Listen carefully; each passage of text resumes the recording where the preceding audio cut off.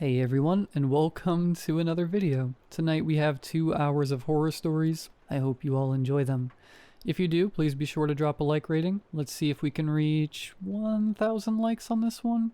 Liking the video lets me know I'm doing a good job, it helps more people see the content, and it's also just very appreciated. Another thing that is very appreciated is subscribing if you are new. I post content just like this all of the time, so if this is your kind of thing, if you like these 2 hours of uninterrupted horror stories, I put out videos just like this one as often as I can. Anyways, sit back, do whatever it is that you do to relax, enjoy the 2 hours of uninterrupted horror stories right after the ad break after this intro. There won't be any more ad breaks after that one. And as always, I hope you all have a great night. This is something I should probably be speaking about with a therapist. I know, I would, or I have been, but that's not really an option anymore. In fact, I couldn't tell you how many times I've told this story to various medical professionals. I'm 30 now, 20 years since it happened. I just want it to stop. I was a pretty average kid, I think. A little weird, but every kid is a little weird. I had an older sister, and we fought like two cats. I had a couple good friends, most of whom lived on my street or one street over, and we would meet after school and play until it was time for dinner. My life was fairly ideal. I played soccer, I think. Honestly, I have a lot of trouble remembering much of my childhood. But I remember that I got a Nintendo DS for my 10th birthday, and we had a big party in the backyard. Practically the whole neighborhood showed up. My birthday was just before school got out for the summer, so the air buzzed with excitement, and the evening was warm and felt more alive than other nights. The grown-ups started a fire in our little fire pit, and they sat around it and drank beer until we ran around. I was allowed to stay up past when I usually went to bed, and the other kids chased fireflies with me and roasted marshmallows until late. I remember going to bed happy, excited for summer, and exhausted. I fell asleep quickly. The peel and stick glow in the dark, stars and moons shining on the ceiling above my head. Waking up the day after my birthday, something felt off. I couldn't put my finger on it. I hadn't had a nightmare. It wasn't that. I had slept better than I could really remember ever sleeping. It was late, I realized. That must be it. My mom usually woke me up around 8 if it wasn't a school day. She said it was a good habit to be in the routine of waking up early and starting your day on the right foot. By the light streaming in from my windows and the slightly muggy heat in the room, I figured it was already 10 a.m. or so. I smiled, sliding out of bed. It must have been one final birthday treat, letting me sleep in. She had let me sleep in the day before too, of course, although on my birthday itself, I had wanted to get up as early as possible. "Mom?" I called out into the hallway, poking my head out the door. No answer. I frowned. It was Saturday, so my dad was definitely already at work, but my mom wouldn't be. My sister wouldn't be home either. She had left the night before to spend the night at her friend's house. She was 13 now, and allowed to have sleepovers, for which I was eternally jealous. I decided she must be out front in the garden. I put on a shirt and left my room. I smelled coffee, but there was none left in the pot. There were dishes in the sink, too, with remnants of eggs stuck to a pan. It wasn't necessarily alarming, but it was strange. Even on days I slept in, there was always breakfast left over for me. I opened the front door, opening my mouth to call out to my mom, but I instantly froze. Halfway up our walkway was the mailman. He was on the ground, sprawled out awkwardly on the cement. Fresh blood pooled beneath him in a gruesome splatter. I didn't know what to do. I couldn't move. His limbs were bent at horrible angles. His face pointed away from me. It almost looked like something, some omnipotent force, had lifted him into the air and then slammed him back down. The package he must have been delivering lay a few feet away, the cardboard dented and soaked in red. I didn't need any confirmation he was dead. It wasn't a question. I had never seen a dead person before. Sometimes my parents had watched horror movies, but that hardly counted. I backed into the house and closed the door behind me. My mind was racing too fast, and my heart felt like it might burst out of my chest. Everything in my body was reeling, so much so that all I could do was move slowly, in a false sense of calm. "Mom?" I called out again, into the silent house, my voice breaking.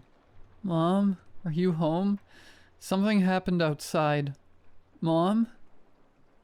No one answered. The house felt way too quiet. All I could hear was the blood rushing in my ears. I had to brace myself against the wall as I made my way to my parents' room, because I was almost shaking too hard to hold myself up. "Mom?" I pushed open her bedroom door. It creaked, the sound almost deafening against the silence that blanketed the room. Our old gray cat, Gumbo, weaseled her way through the crack and slipped out into the hallway, brushing against my leg on her way. I saw a lump in the bed. For a moment I thought it was just pillows, but then I realized it couldn't have been. The bed was made and the pillows were accounted for, leaning against the headboard. "Mom, are you asleep?" It came out as a whisper, even though it wasn't like I had been trying to wake her up. I wanted her awake badly. I think I just somehow already knew.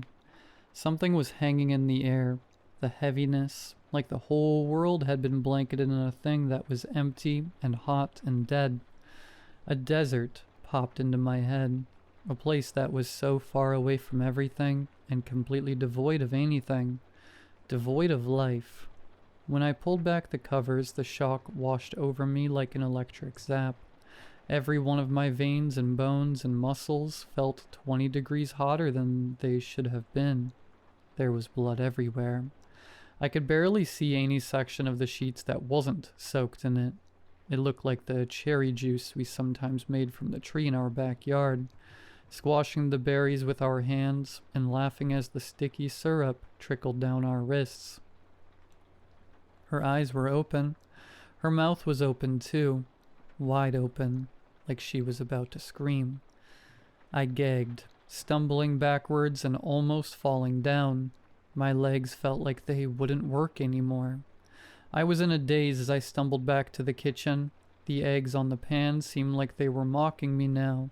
I knew my parents had told me what to do in an emergency, but all of that was gone from me now. This didn't feel like an emergency. It felt like a horrible nightmare. I pinched myself on the arm just in case. The neighbors. That was it. I was supposed to call my neighbors. The number was on a sticky note next to the phone. My fingers shook as I dialed the number. They picked up after 3 rings that felt like they took 1 year each. I heard a sort of cackling sound, like someone was moving the phone around. "Hello?" "Hi." I cleared my throat, trying to get rid of the lump firmly lodged in the back of my tongue. "This is Jackson from next door." I heard some sort of giggle, a choked one, like they were trying to hold it back, and then some hushed whispering. "Hi, Jackson," the voice said. I assumed it was the mother, Mrs. Winston. "Is everything all right? Can I help you with something?" Something happened. My mom." "Oh, honey," Mrs. Winston said, her tone gentle, but something about it felt deeply off. My stomach twisted. "Why don't you head over here, We'll figure out what's going on together." "Okay." I remember hanging up before she said anything else. Something about her voice was unnerving me. Still, I didn't know where else to go. I slipped out the back door so I wouldn't have to walk past the mailman, Gumbo, watching me go. I knocked on the neighbor's door. No answer. I knocked again. Still nothing. I stepped into the flower beds, peeling in through the windows. Someone was lying on the couch, their head tilted back like they were staring at the ceiling. For a moment, that was what I thought was happening, until I saw that their chest was opened up like a patient on a surgery table. All guts and organs and blood. So much blood. It was Mr. Winston, in his sweater vest and brown dad shorts. Dead like the mailman, dead like my mom. Something came over me, and I burst through their front door. It was unlocked, which I hadn't really expected, so I went tumbling into the room, landing on my stomach, my face slamming into the floor, face to face with Mrs. Winston, who lay dead in front of the phone. Her eyes were open too. There was a fly on one of them, crawling across the white, pulsing every few seconds to rub its hands together. I had started to cry. It was finally hitting me that this was real, not some dream, and I desperately wanted my mom. I scrambled to my feet, nearly throwing up when I realized my face was covered in her blood. I swiped at it with my hands, trying to wipe it away as quickly as possible. Then, instinctively, I licked my lips. Horrified, I braced myself for the coppery taste of the blood on my tongue. But it never came. It was sweet. I hesitated, trembling incessantly, before cautiously raising one of my red fingers to my lips. Sweet. Memories flooded my mind. Memories of baking with my grandmother, the sweet syrup we would sometimes pour into the mixing bowls. It was corn syrup. I ran to my father's work, which was on the other side of town. By the time I got there, I was close to passing out and drenched in sweat, but it had made it a little easier to get here with the road completely devoid of cars. There were some, parked on the side of the road or every now and then in the middle of it, but none of them had people in them. Some of them had blood, thick and red and gooey blood. The nice receptionist that was always at the front desk, and always gave me candy when my dad brought me in, had her head against the computer. Her hair was matted with red liquid, as if someone had ripped out entire chunks of her scalp. Before I could think too hard about it, I wiped my finger across the side of her head and licked it. It was sweet too. It felt like my brain was going to break, like I was standing on the edge of something completely incomprehensible. I shook the woman. She flopped like a rag doll. I sobbed, shoving her, and she slumped to the ground, her head knocking against the tiles. "Wake up," I screamed at her. "I know you're not dead."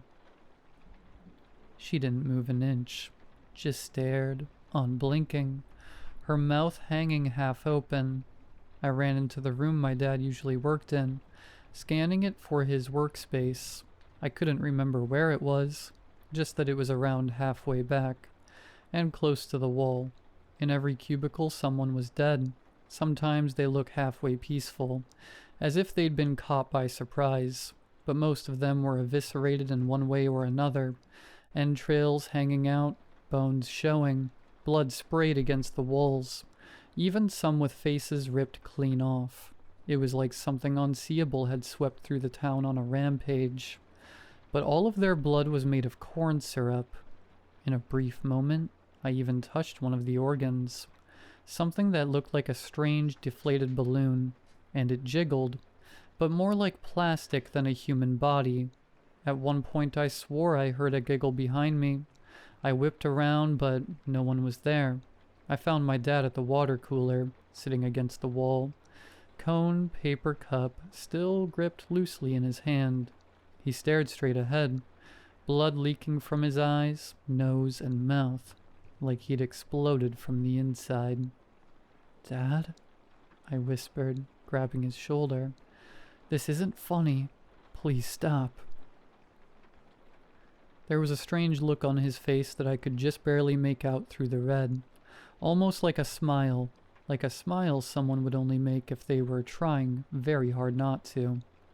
I walked back home down the middle of the road, balancing on the yellow lines to have something to focus on, because I was fairly certain if I stopped walking, I wouldn't start again.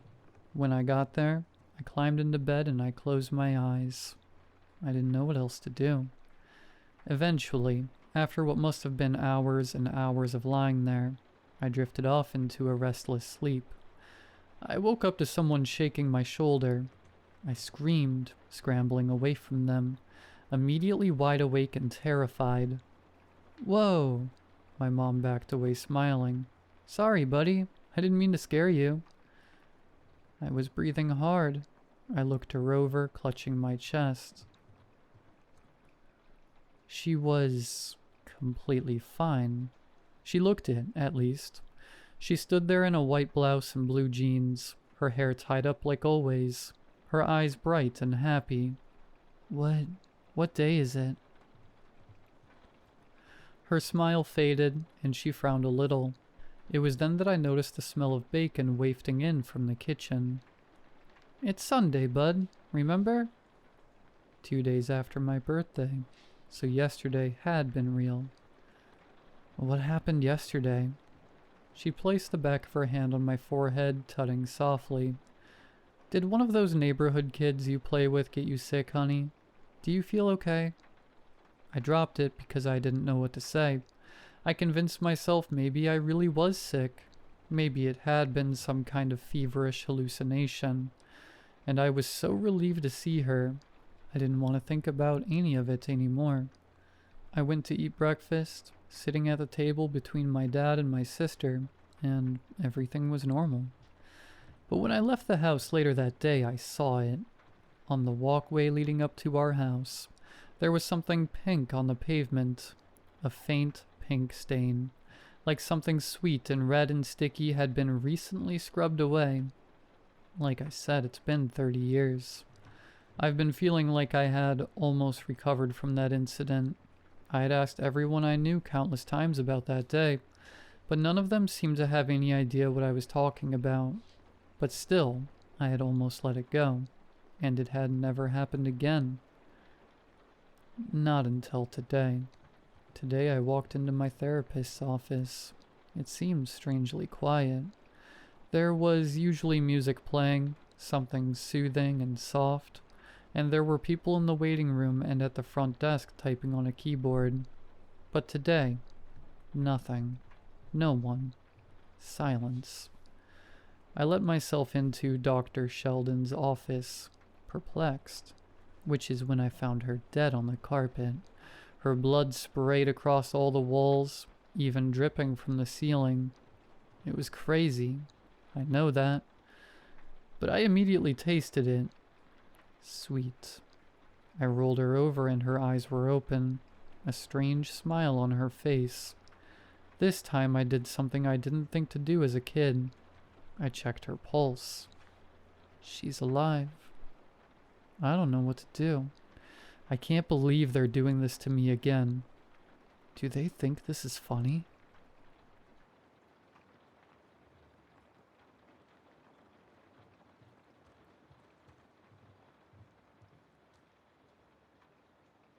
When I was a kid, from around the ages of 2 to 10, I always watched the same show after school, Dandy's Wondrous Adventures.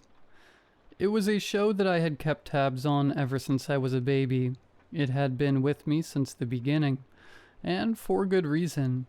Even as an adult, I can point out the many lessons the show taught me as a boy. How to tie my shoes, how to properly eat, how to keep up conversations, etc.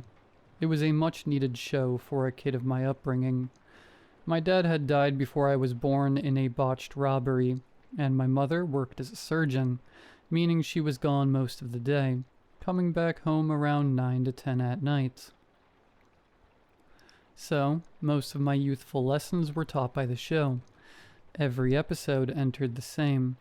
Dandy, an anthropomorphic dandelion, and his sisters, Rosie, Daisy, and Blue Bonnie, would run up a hill, click their heels, which were leaves, face the viewer, and ask how their day had gone. They'd wait for about 5 seconds and would respond. If the episode was oriented around something happy, they'd all smile and say, "That's terrific." If it was oriented around something not happy, they'd all share a small look of unanimous dissatisfaction and say, "Well, ain't that a shame?" Every time I came home from school, I'd divulge into the characters on how my day went. I always would be disappointed when my response didn't match theirs, and it never did. I tallied the times I matched their responses with mine, and I was down by 47 marks to my 0. Regardless, it was nice to see whatever my favorite cast of characters had in store for me that day. However, this static stream of constant enjoyment changed one afternoon. It was a rainy April day, and I had just gotten home after the torrent of watery sheets had ended its assault on me. I had no homework for the day, and after finishing all my chores, I galloped upstairs to turn on my TV and pay a visit to my friends. Once again, the episode entered the same way, with Dandy and his sisters dancing up the hill, stopping and asking me how my day had gone. My day had gone pretty poorly. At school, I had a teacher named Miss Carroll. I was the quiet, nerdy type in elementary school, so Miss Carroll saw me as easy pickings. She'd berate me day in and day out about how weird I was, how I had no friends, and how I was a loser. Anytime I tried to report her, no one believed me. Usually I didn't respond, but today hurt a lot worse. One of my classmates told her about my dad and used the newfound information as ammunition against me. She never hit me, but it felt like she did. It hurt.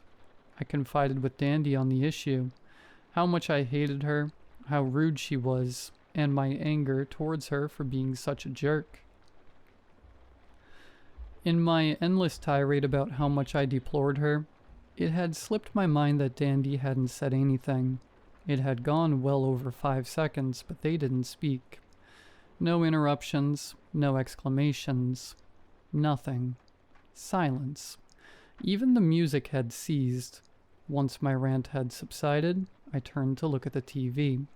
Their expressions were not the usual ones they wore. They didn't look happy or mildly sad. No, they looked mad. All of them wore this expression of intense grimace, like someone had just told them off, or stole something and gotten caught doing it. Dandy looked the angriest. "How rude," he said, his speech sounding as if his teeth were clenched. Blue Bonnie stepped up to the screen, her arms crossed, staring dead at me like a hawk. "People like that are just so bad, right?" she proclaimed. "You said it," they all announced. Slowly their expressions of disdain faded. Dandy spoke up again.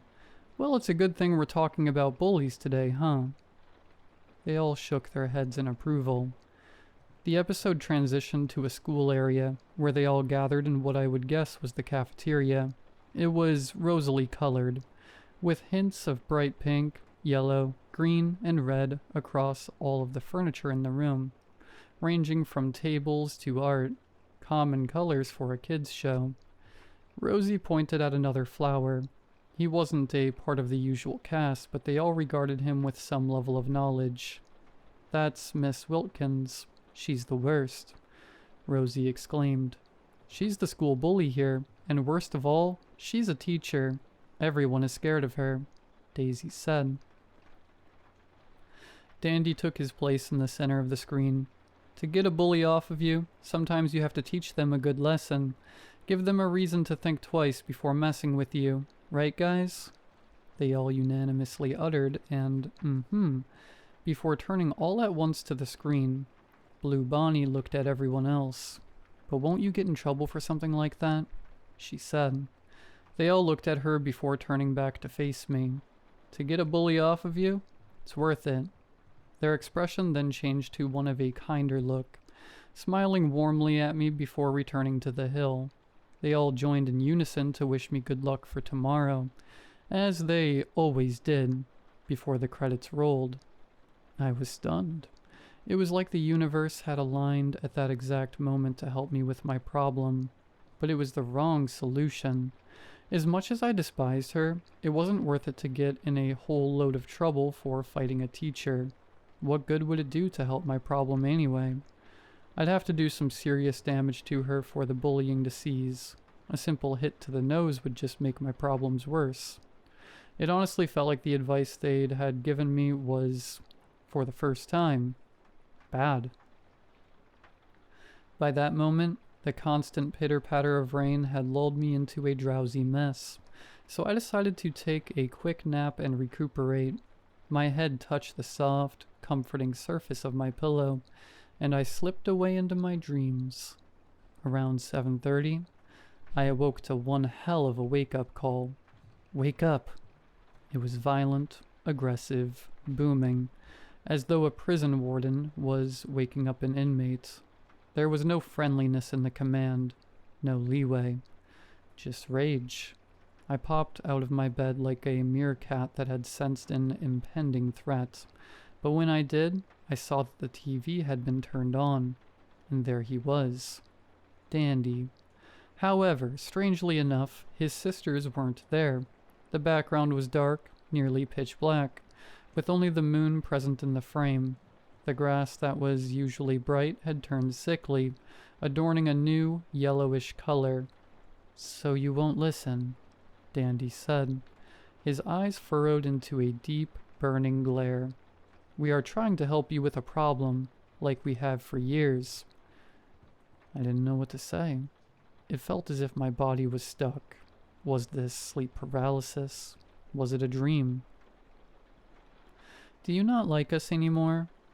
Before I could find the courage to stammer anything out, his sisters came into the shot. "Because we don't like you. We never liked you." Their words burned, while my throat felt like it was held in place with barbed wire. Dandy moved forward. "Maybe she's right. Maybe you are a loser." They all began to snicker, until it eventually devolved into laughter.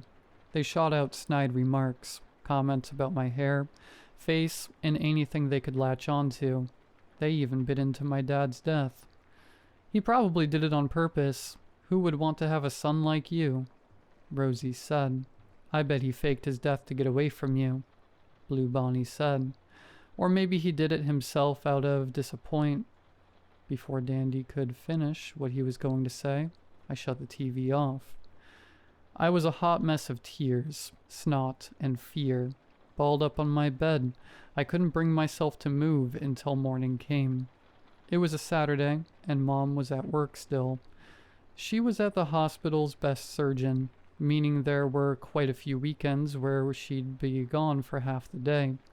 I wanted to get up out of bed to get breakfast, but I was still in shock after the incident the night prior.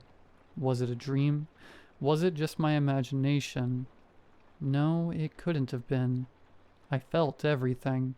All those words, insults, and crude remarks. I felt them all. After much thought, I finally crawled out of bed and went downstairs. The sky had cleared since yesterday, with a bright, beautiful hue of blue and yellow beaming down for all to enjoy. After eating a healthy bowl of cereal, I returned to my room and decided to see if I could get some gaming in. I usually game during the weekends anyway, as my mom didn't let me play during school days. After a couple hours on the console, a familiar, yet mellow voice snapped my attention back to the TV. "Hey, friend." It was Dandy again. In the past, that voice would be a source of comfort. Now, it frightened me. I stood still, my head not daring to look back at the character who had become just as oppressive as my teacher. "Look at me, please." Dandy's voice wasn't violent this time. It had the same warm aura it had before the previous night. He sounded apologetic. I slowly looked over my shoulder. They were all there this time. Dandy, Bonnie Blue, Daisy, and Rosie. But they weren't standing. They were sitting on the hill. The background had returned to its entrancing bright blue color, and the grass looked healthy again. Everything had returned to normal, apart from the characters. Their faces now expressed a look of regret, a deep regret. "We're sorry, friend. We didn't mean to lash out like that," Bonnie Blue said, her eyes sporting a much brighter, kinder look. "It isn't you. It's us," Daisy said, her leafy hands clasped together in her lap. "We know you still like us. Really, we do," Rosie exclaimed. Dandy then took his turn to look at me, his character near the leftmost part of the frame. "We had an issue like you once. Miss Wilkins would treat us badly. She hated every kid she saw in that school. But for us, she hated us the most." I moved from my chair to stand right in front of the TV, my ears, eyes, and mind completely intertwined with the screen in front of me. It was unbelievable. "She said that we were troubled children who deserved to be alone," Daisy said. "We had no parents of our own, so we relied on her," Dandy said. "One day, Miss Wilkins said that she had enough with our behavior. She dragged us into the drawing room, locked us in, and left us there," Bonnie Blue proclaimed. Dandy looked up from his lap, his eyes a constant of sadness and misery. "We never left," he said. "We don't want the same for you," Rosie announced. "You made us happy, so we want you to be happy. We just got scared that you might move on the same path," Dandy said. I smiled at the TV, beaming happiness through their kind words. It was still a show at the end of the day, so I thought that this was their way of teaching courtesy and openness. "But we think it's time for us to say goodbye."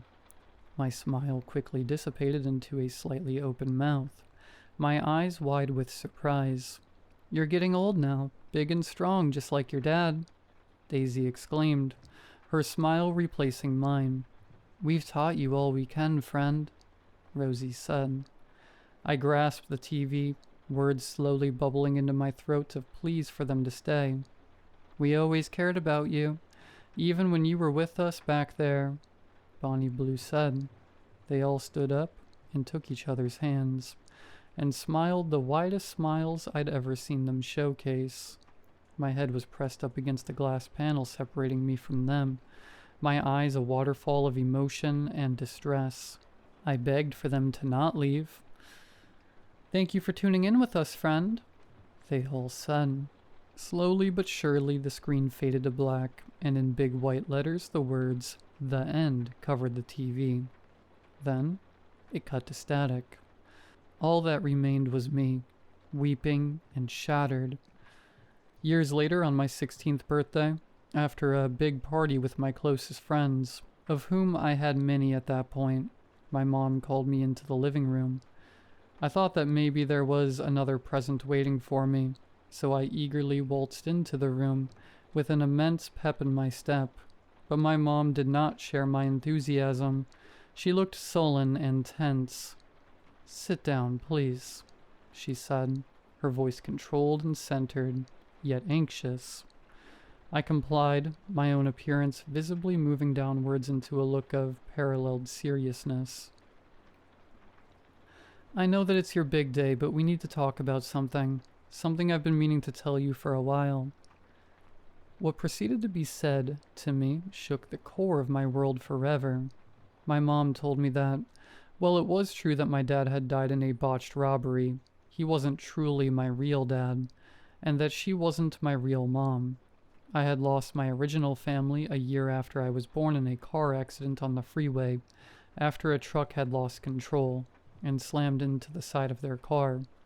They died on impact. I was lucky, as I had been at daycare, which they were coming to pick me up from. I had no extended family, so I was put in the foster care program and adopted by a woman named Miss Wilkins, who was a boarding school teacher in her past. According to Mom, she was an extremely cruel woman who would regularly beat her adopted children for the littlest of reasons, ranging from breathing too loud to having a cough. One day, however, she went too far when 4 of her children, after supposedly protecting me from a vicious beating, were locked in a room for a week. They didn't come back out. The other kids, including myself, were not let out of the house after that to avoid any of us telling another person what she had done to them. Eventually, the neighbors noticed how we were never leaving and called the police. Miss Wilkins was sentenced to life in prison. I was stunned, unable to move, as though I was locked in place by my feet. Take as much time as you need to process this. I'm right here, my mother said. As my mind began to make sense of it all, I started having sparks fire off in my brain. Miss Wilkins. I could have swore I knew that name from somewhere. Wilkins. And then it hit me like a boulder rolling down a hill. Miss Wilkins. The teacher from the show. I rushed out of the living room, up to my bedroom, and threw my computer open with almost lightning fast speed. I looked up the case, typing everything I could in, praying I could find something. 4 of the 5 searches popped up generic results for other heinous foster parents. But then on my 5th search, I found it. Boarding school teacher charged with 4 counts of first-degree murder after locking children in room. I scrolled through the article, and everything aligned with what my mom said. There was no mention of my name anywhere, but the presence of them defending another kid was in the article. Along with it, photos of the drawings they made while locked inside were posted into the article itself. All pictures of them as flowers. At the bottom it listed the names of the deceased children. My heart sank, and my jaw followed its motion. Rosalina Matthews, Bonnabelle Lee, Daisy McCullen, Daniel Morello. I had no words. I had no movement. It felt as though the world itself had spun upside down, and I was bearing the brunt of it. Snapping out of my haze, I looked up the cartoon. I searched for what felt like hours. Nothing. Not a single mention of any show titled Dandy's Wondrous Adventures. It made no sense. What the hell was I watching then? Did I imagine it? Was I going through some sort of trauma-induced hallucination? It shattered what little grip on reality I had left at that moment. Their names, the show, the antagonist of that one rainy day. It all neatly funneled into this one case that I had apparently been involved with when I was just a toddler. And yet, it only added more complexities and more emotions. Fear, confusion, sadness, empathy, and finally, courage. I'm 28 now, and I have been an animator for over 8 years. Recently, I pitched the idea for Dandy's Wondrous Adventures to the board, and just yesterday, it was approved. I did it for them. Whether or not the show I watched was real, this one will be, and I wanted to help people just like me. Just like them. I've never told anyone this story, and I never planned to. Until today. As of writing this, I received an envelope at my door from an anonymous letter. All it says on the front of the envelope is, "From your friends." Inside the envelope was a crumpled old, worn piece of paper. It looked as though it had been set out in the sun for years. On one side of the paper was a drawing, as though it was made by a kid. Or rather, a group of kids, as the styles are all different. It looked fresh, completely out of place with the worn-down canvas that had been used. On the drawing is them, the characters. They all adorn beautiful white wings and halos above their heads, while a small, pretty purple butterfly guides them towards the sun. All of them are hand in hand, just like the last time I saw them. On the back, in 4 corners of the paper, in yellow, indigo, red, and white, was the same phrase, again and again, yet the meaning and significance of the phrase remained constant. Thank you. In the middle, a heart presented itself, with it colored in quadrants, the same colors used for the messages. Thank you too, friends.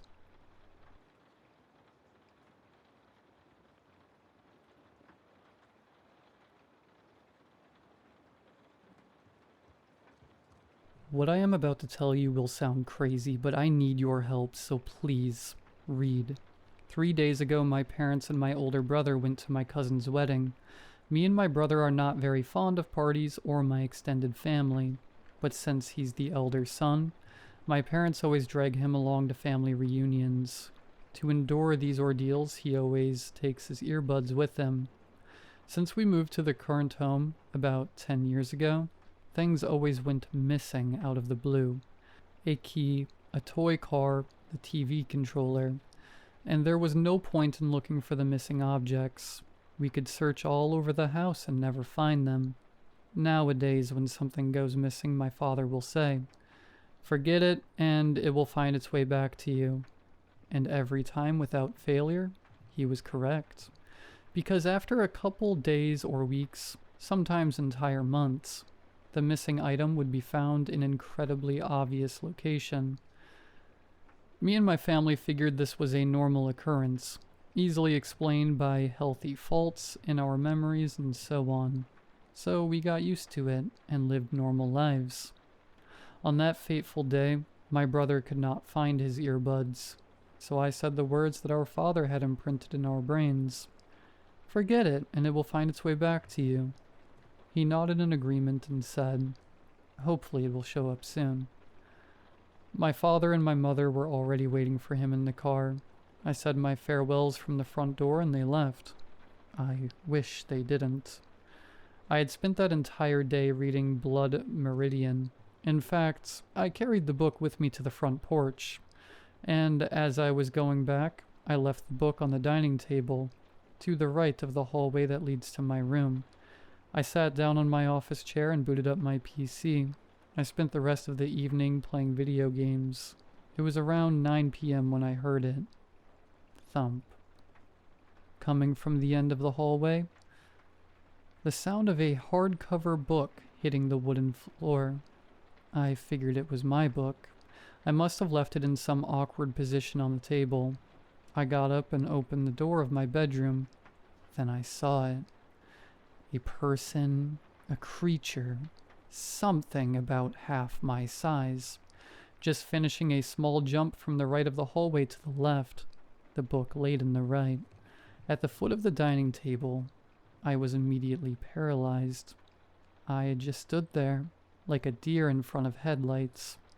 A pitch-black hand with elongated, clawed fingers reached from the edge of the wall all the way to the other side of the hallway, grabbed the book, and quickly went into hiding. Slowly, the dark figure put its head out of the edge, and for a split second our eyes met. My heart was beating out of control. I was on the verge of puking as I hastily closed and locked my bedroom door. I heard footsteps approaching me. I broke down crying in a corner. It's been 3 days. No one is picking up on my calls. No one is answering my messages. My family has not returned. I hear inhuman sounds just outside my room. I see shadows moving, creeping in and out of what I hope is a familiar hallway. I'm too scared to look out the window. I'm thirsty and hungry. I'm not sure that this text will reach anyone, but I'm desperate. Please, find me.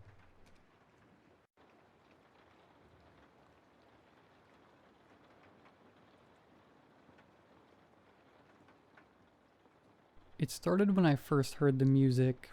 I'm not going to tell you how I came into possession of this particular music, nor am I going to tell you what it sounded like, or anything particular about it, because even knowing these things can have an effect. All you need to understand is that this particular music, when I heard it, forced me to walk in a straight line. I was at home at the time, in my London flat. I had started to listen to the song with my wireless headphones. As soon as the music started, I felt the itch to start moving. By then, it was already too late, but I kept listening, not yet aware of the mistake I was making.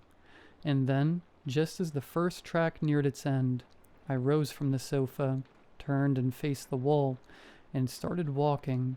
Have you ever seen an NPC in a video game walk into a wall? or a speedrunner trying to clip through a wall to get to areas of the game map they're not supposed to. I had walked over to the wall and onto the armchair, which kept me from the wall.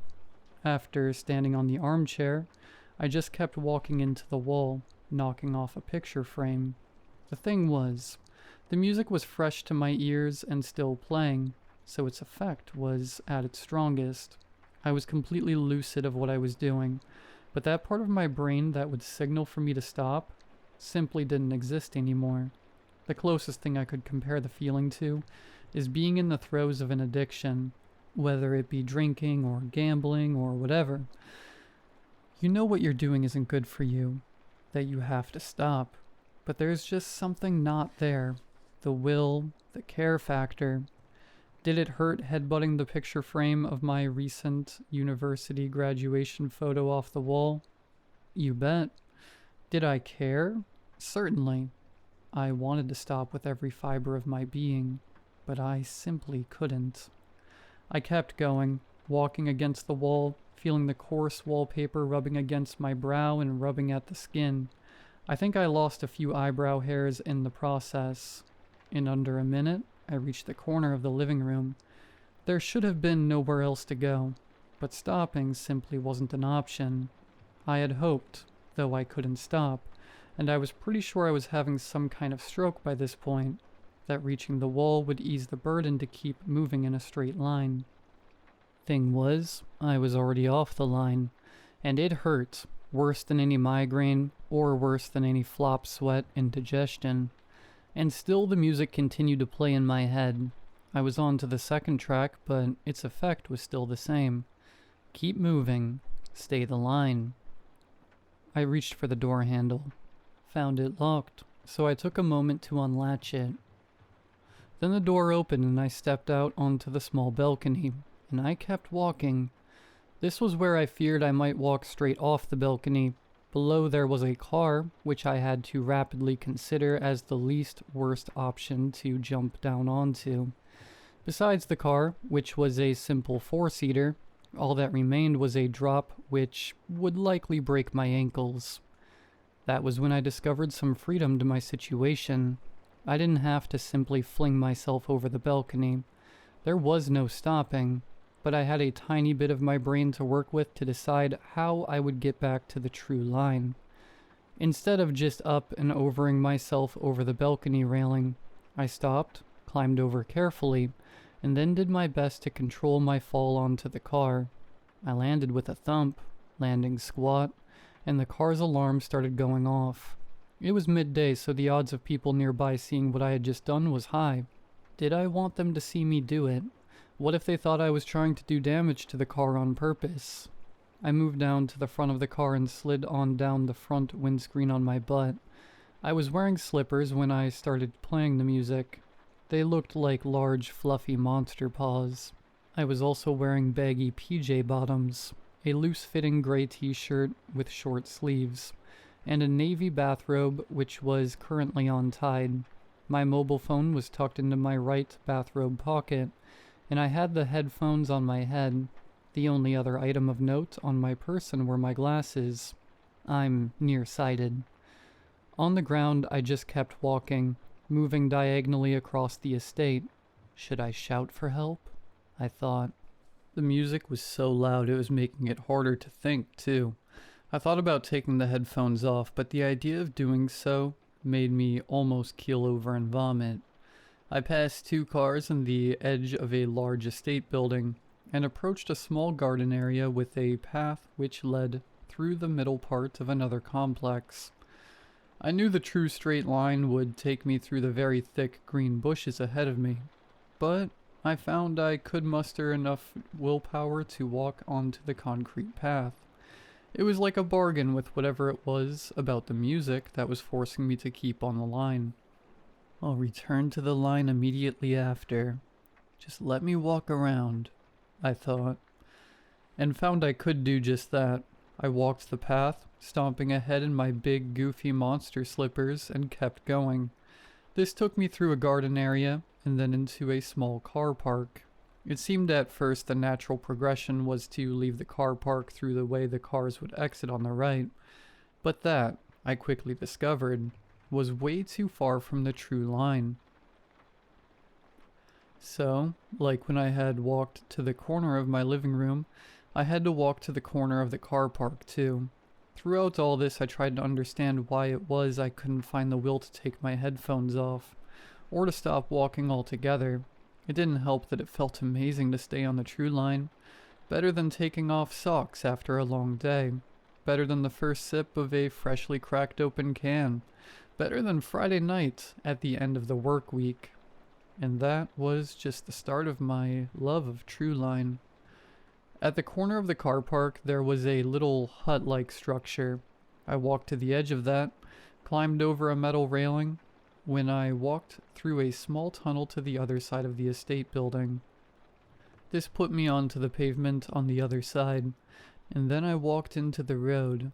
The sudden horrible screech of car tires met my ears. I turned and saw a rotund, middle-aged woman in her car. "What are you doing?" she yelled out. Though most of what I could hear was still being drowned out by the music. "I can't stop," I yelled back. The answer didn't seem to be good enough for the woman. She got out of her car and started walking towards me. "Stop, come here," she yelled. Stop, I thought. The idea of stopping revolted me, but a part of me wanted to try. This woman was angry, sure, but what if I could get her to take the headphones off for me? Maybe that would give me back my right mind. But the closer she got to me, the more a nasty dread gripped me on the inside. Panic, unlike anything I had ever felt before, started to rise up within me. So much so that when the woman tried grabbing for my bathrobe, I let out a scream so loud I would have a sore throat for the rest of the day. I thrashed my arm back and stopped the woman in her tracks, perplexed by my reaction. I started to jog, staying true to the line. The woman didn't give chase, but instead, the last I saw of her, she had her phone held to her ear. Calling the police, I wondered. Or maybe her husband. I couldn't look back for long because I walked all the way down the road, crossed over to the other side of the street, and approached a large tree. "Please let me go round it," I pleaded inside my head. But I knew there was some wiggle room. As soon as I realized I could climb over the metal railing, thrash around the bush behind it, and then continue on, the fight in me to resist died out. I did just that, and moved beyond the tree. This took me into the driveway of another estate building at the furthest corner of the whole complex. It seemed like a dead end because there were no gaps left. Right ahead, there was just a house. I wanted to stop but couldn't find the will to do so. The fifth track from the music album. If you feel the need to get up from where you're sitting, that'll be because I just mentioned the music part was part of an album. Sorry. I'll not mention any more about the music if it can be helped. So I continued on, and found myself standing outside the house in front of me. The front door was just off to my right, the window into what might be the living room to my left. I had hardly any time at all to think about what I might do next. Every second I didn't move forward was like being trapped inside a hot car with the windows shut. 100-fold. I tried the door handle to the house. No luck. I knew I didn't have the strength to kick the door down, but what else could I do? I saw in my mind's eye the solution. All I needed to do was drive my head through the window to my left. The glass would break if I hit it hard enough, wouldn't it? Some part of me was excited to try, intrigued even. I couldn't move forward on the true line if I didn't drive my head through the window pane. "Please," I pleaded inside my head. "Please, no." There was an awful cramp in my neck as I forced my gaze to the ground. There was a small stone turtle ornament next to the doormat. I picked it up, and seeing as it was better than using my head, I smashed in the window with the stone turtle ornament. "Move in, move in, move in," my body and mind pleaded with me. But I had just enough lucidity and self-control to use what wits I had left to strike away the sharper bottom and side edges of the window pane. and then I chucked the stone turtle ornament inside and climbed through the window. And it was after landing and getting to my feet that I noticed I had stopped moving, and there, on the carpet among the broken glass, were my headphones. The faint, tinny sound of the music on a new track. Again, I'm sorry that you've likely been counting the number of tracks which have been playing. I suggest you don't leave your home for the next few days because you might seek true line whilst driving or walking down the street. Please don't risk it. For a moment I was filled with joy. The headphones were off. I was free. Because without the music playing directly into my eardrums, how could it have control over me? To make sure I was free, I stomped on the headphones, my right foot aching from the force it took to render the headphones completely obsolete. I was stiflingly hot in my bathrobe, sweating and breathing, huffing breaths. But in the silence of the house I had just broken into, I heard it. The music, playing inside my head. I'm sorry to tell you this. I really, really am. But the music is seriously catchy.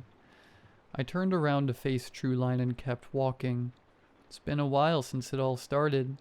I'm posting this using my phone whilst on the move. I'll try and explain more, but many obstacles lay ahead.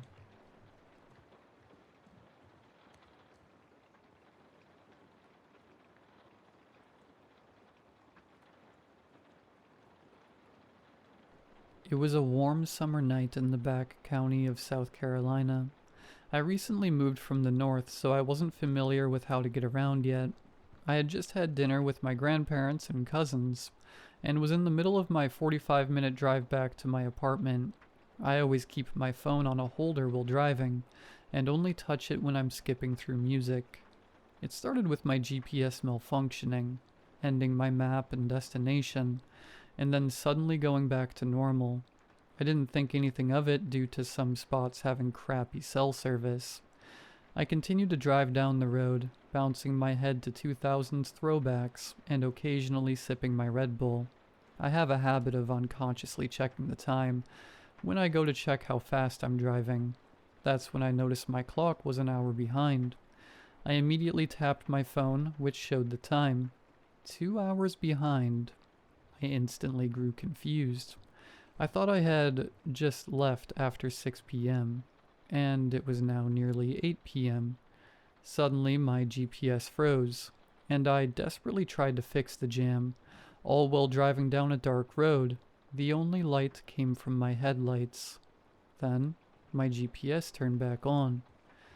The GPS popped back on and began rerouting me. I thought nothing of it, since I had no idea where I was. I continued to drive, following the directions until I eventually reached a dark dirt road surrounded by trees. My stomach started to churn, and I grew extremely uneasy and fear struck my body. I frantically looked around for some way to make a U-turn, when my car slowed to a stop in the middle of the dirt road. Then, my car completely turned off, keys still in the ignition, Bluetooth disconnected, phone silent. The feeling in my stomach grew stronger. Every bone in my body was telling me, "Get out, now." I frantically looked around, trying to pinpoint where I could go, what I could do, how I could defend myself if needed. My car slowly started to fill with a foul, vomit-inducing stench, like flesh that was rotting from the inside out. I gagged and nearly threw up. The nerves, the stench, and the fear all building up as bile in my throat. I wanted to leave. Then I heard it, moaning, loud, guttural moaning, that made the hairs on the back of my neck stand up. I quickly looked around, and at this point, I was preparing for the worst. The moaning continued until it sounded like it was right beside my car. As soon as I turned my head, I was staring at a dark, terrifying silhouette. The moonlight made it difficult to see at first until I noticed the shape. A deer. I had seen many deer in my life, but none of them had this shape. From what I could see, its neck was longer, thicker. Its back was slightly sunken in. I saw its antlers, which extended straight up. What happened next made me sick. As if the deer wasn't terrifying enough, it slowly stood up. All of its animal-like features were gone, aside from the head. I whimpered at this point. I could feel my seat dampening and my jeans soaking. I had urinated myself. The entity stood up and walked past the front of my car. Like any other human before it, faded into the darkness of the forest. As soon as I could no longer see it, my car turned back on and the music continued, bumping Britney Spears through my bass. The feeling of dread and sickness began to pass, and running on pure adrenaline, I ripped my gear into reverse, drove off the road, hitting some bushes and sped back towards the entrance. I was panting. My hands were shaking and my pants were soaked, but I didn't care. The second I pulled out onto the main road, my GPS went back to its original route and resumed the drive. 37 minutes. I was 37 minutes away from home. I continued driving and I quickly dialed my boyfriend's number, not caring about my no hands rule. My boyfriend answered.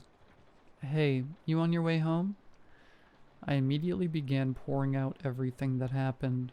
The car shutting off, the figure, the smell, everything. My boyfriend ended up staying on the call with me until I got home, and when I returned to our apartment, he ended up checking my engine, my oil, my tires, everything, trying to find an explanation. I knew he was worried beyond belief, and the fact that I peed myself only heightened his concern. My car was dinged up with some minor scratches, but everything seemed alright, and functioning.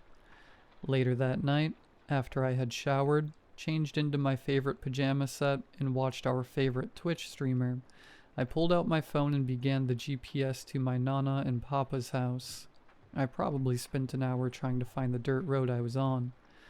The road where everything happened, but there was nothing. I even went into Street View and tapped along the entire route.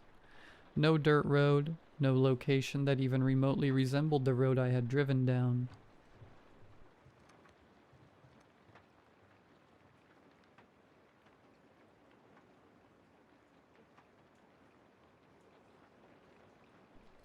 I don't know why I'm writing this. I'm not a forum guy, but I'm alone out here and I have to tell someone, anyone, just to get it out of my own head. So if I do go crazy, at least there's a record of it. I torched my life about a month ago. Job, apartment, relationship, the whole thing. I'm an architect. Or I was. Had a full-blown burnout. The kind that leaves you feeling hollowed out, you know? I just needed quiet. Needed to start over. I found this listing online.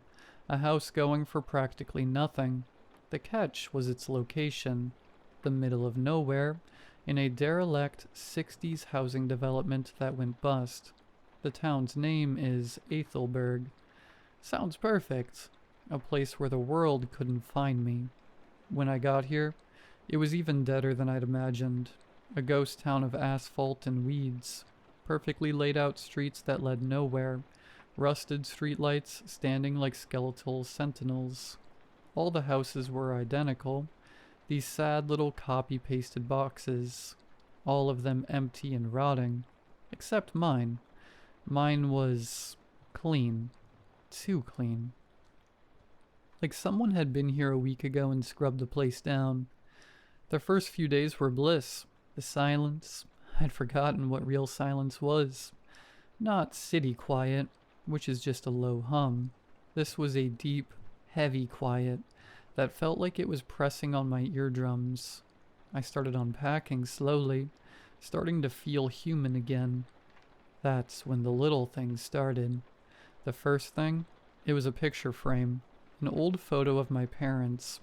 I'd put it onto the mantelpiece over the brick fireplace. One evening, I'm walking to the kitchen to get a drink. I stop, I pick up the frame and I move it, maybe 4 inches to the left.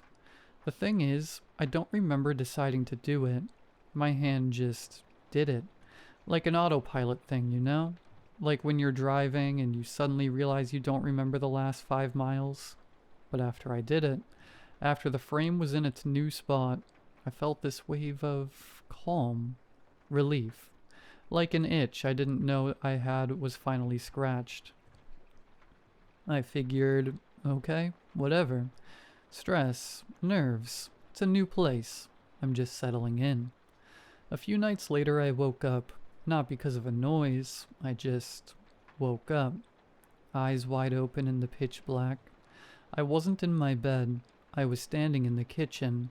The linoleum was ice cold under my feet. It took me a second to figure out where I was. I hadn't turned on the light. The only light was the pale moonlight filtering through the window over the sink. And I saw what I'd done. Every can of food I owned, I'd taken every single one out of the pantry. Tuna, corn, beans, soup, all of it. And I'd stacked them, not just in a pile. I'd built a perfect, symmetrical pyramid on the countertop. It was flawless. I have no memory of doing this. None. The last thing I remember is reading in bed and turning off the light. And the scariest part, the part that's really messing with my head, is that my first reaction wasn't fear. It was satisfaction. I looked at that pyramid of cans in the dark, and some quiet, calm part of my brain just went, there, that's better. The panic didn't hit until I was back in bed shivering. Am I sleepwalking? I've never sleepwalked in my life, but maybe stress can trigger it. A new environment. I kept trying to find a logical reason. I had to, because the alternative was just not possible. But it kept happening. It's still happening. I'm not just sleepwalking anymore. I find myself doing things during the day. I'll be in the middle of something, and I'll just zone out. I'll come to, and I'll find I've spent the last hour organizing the books on my shelves. Not by author, not by title, by the exact shade of their color, from lightest to darkest. I found myself on my hands and knees in the bathroom, scrubbing the grout between the tiles with a toothbrush until it was pristine white. I don't remember starting. I just wake up in the middle of it, my back aching, with that same weird, creepy feeling of a job well done. I'm becoming obsessive. That's the only rational explanation. The isolation is getting to me, triggering some latent OCD I never knew I had. My whole day is consumed by it now. Everything has to be perfect, symmetrical. If a coaster is off-center on the coffee table, it's not just annoying, it feels wrong. Physically wrong. I get this knot in my stomach, this rising anxiety that doesn't go away until I fix it. The problem is, it's working. The burnout, the anxiety, the reason I came here in the first place, it's gone. It's been replaced by this obsession with order. It's like my brain has traded one illness for another, and the new one is so much quieter, so much calmer. I tried to fight it. I swear I did. 3 days ago, I decided, screw this. I'm not a slave to this. I deliberately messed up the living room. I left a coffee cup on the floor. I tossed a book onto the sofa instead of putting it back on the shelf. I tried to just live in it. To be a normal, messy human being. I thought I was going to die. It started with a headache, a dull throb behind my eyes. Then a noise started, a low, deep hum. So low it was more of a feeling than a sound. It was like the house was vibrating. It made my teeth ache. I lay on my bed for hours, curled up in a ball, sweating. The pressure in my head building and building. It felt like my skull was going to crack open. I couldn't take it. Around dawn, I gave up. I got up, my head pounding, and I cleaned the living room. I put the cup in the sink. I put the book back on the shelf, in its correct color-coded spots. I straightened the rug. The second I finished, the instant the room was back in perfect order, it stopped. The headache vanished. The humming cut out. Just silence. And that wave of calm washed over me again. It's not just in my head. It can't be. OCD doesn't give you a physical vibrating hum in your house. It doesn't stop the second you align your books. This is something else. This house, this place, it's not just a building. It's a system, and it has rules. And I'm learning that breaking them has consequences. And then tonight happened. The thing that made me write this. I was alone in the bathroom, washing my face. I looked up at my reflection in the mirror, and I saw my hand, my right hand. It started to lift. I didn't tell it to. I tried to stop it. I swear to God I focused all my will on telling my arm to stay down. But it was like it wasn't mine anymore. It was like watching someone else's arm attached to my shoulder. It moved slowly, deliberately.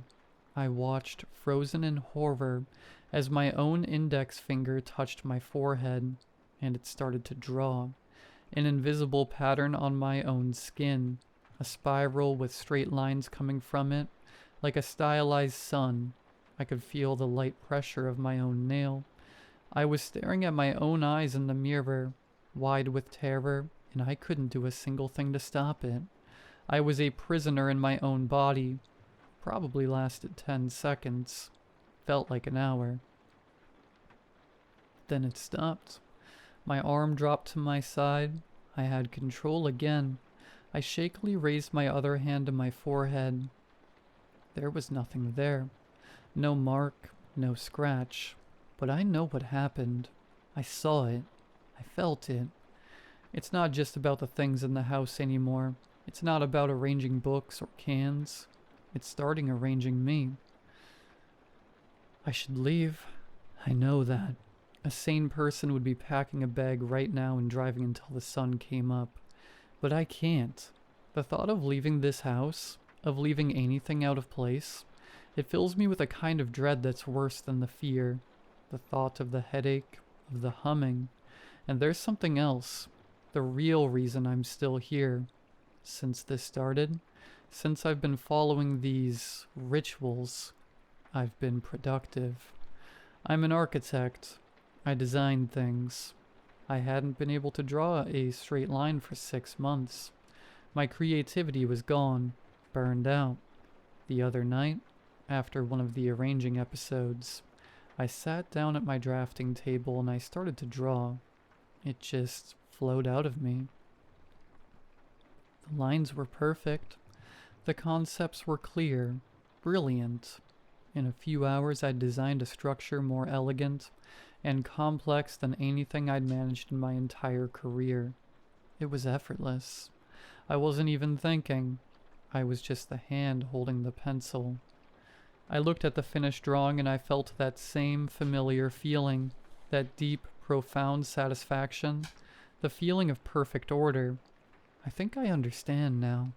The house isn't haunting me. It doesn't want to hurt me. It's fixing me. It's taking all the messy, chaotic human parts of me, the anxiety, the depression, the unpredictable spark of creativity, and it's cleaning them up. It's sanding them down. It's putting them in order. It's emptying me of the chaos and filling me with purpose, with structure. And that's the part that terrifies me more than anything else. A part of me wants to let it. A part of me is so tired of the mess.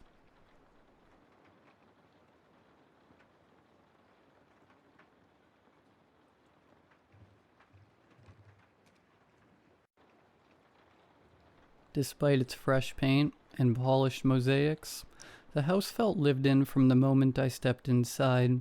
It smelled of plaster dust, sharp and clean, but beneath it clung something older, warmth soaked into the wood, as though the walls remembered meals and laughter.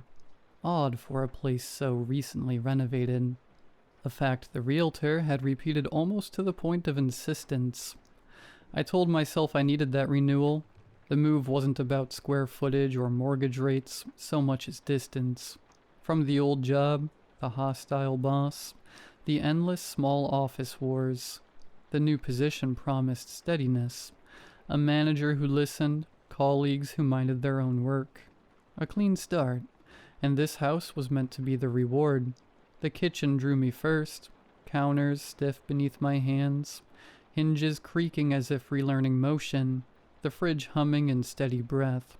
Morning light cut through the high window and fractured on the island, spreading across the floor in the shape of a 7-pointed star. I stood there that first morning, coffee cooling in my hand, and thought, it's a lucky house.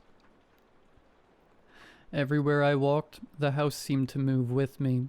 The third stair lifted its note like a small bell each time I passed.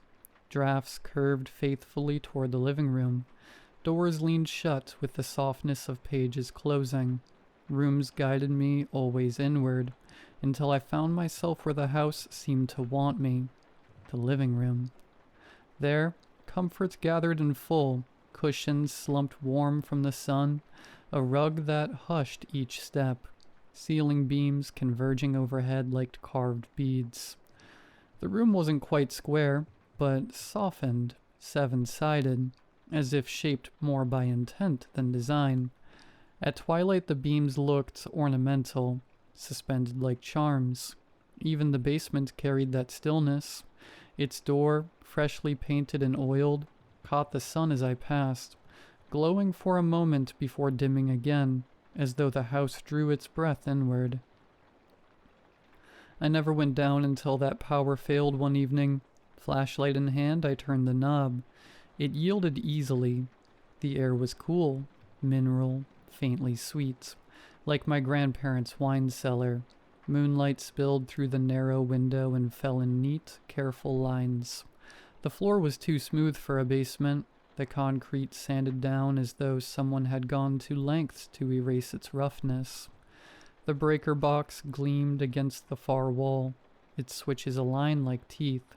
I thought of messaging the realtor later, to thank her for such careful refurbishment.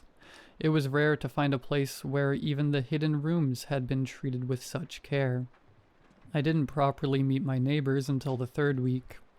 I'd seen their houses on my walks, whimsical variations on a core theme, one rising with clean brick lines, another softened by ivy, another brightened with shutters and a garden spilling slightly onto the sidewalk. I thought, now and then, that I glimpsed someone through a window or heard a voice carrying across a lawn, but I could never be sure. But that evening they arrived together, like a delegation, each balancing something in their hands. Bottles of wine with supermarket ribbons, casserole dishes still steaming under foil, a wicker basket lined with a gingham cloth, and heavy with bread. They filled the living room with little effort, arranging themselves on the sofa and chairs as if they'd been here countless times before. Their warmth was immediate, their smiles wide and practiced.